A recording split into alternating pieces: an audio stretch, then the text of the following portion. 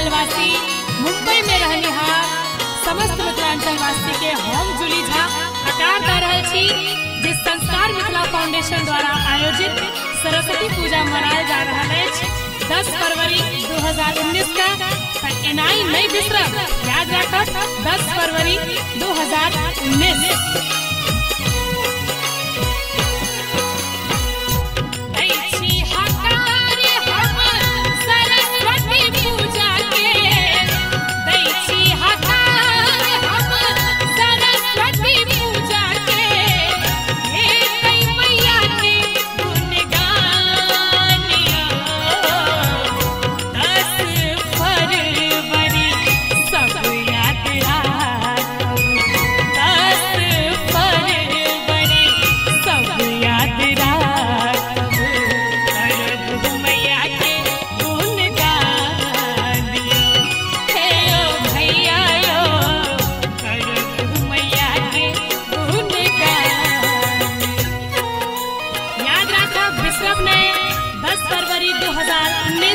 संस्कार मिथिला फाउंडेशन द्वारा आयोजित सरस्वती पूजा जहाँ में कलाकार सब एक पर एक, जहाँ में श्रीमती कुमकुम मिश्रा, श्रीमान माधव राय, पवन नारायण जी, जूली झा जी और श्यामानंद झा जी और भोजपुरी गायक आलोक कुमार जी। रंग बिरंगक गीत नाद है मैथिल सार कला काज सब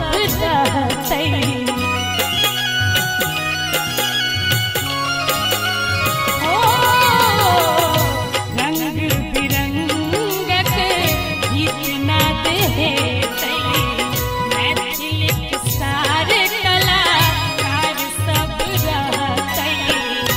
अपनो दोसरों के लाबू, अपनो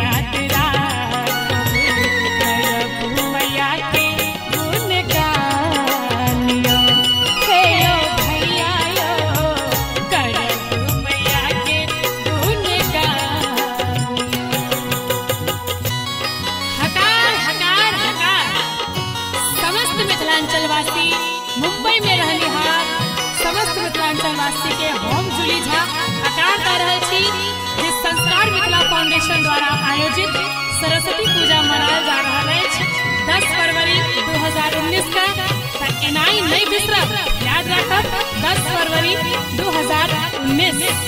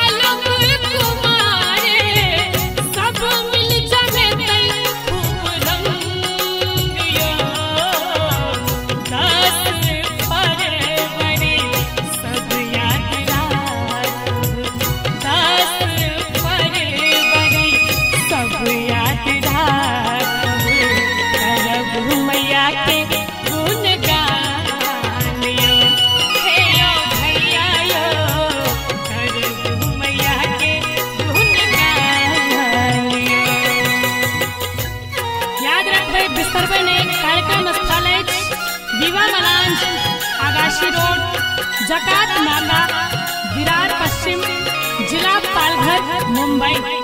याद रखो बिसरब नहीं 10 फरवरी 2019 संस्कार मिथिला फाउंडेशन द्वारा आयोजित सरस्वती पूजा। ग्राम सेवक ठाकुर मंच संचालन कर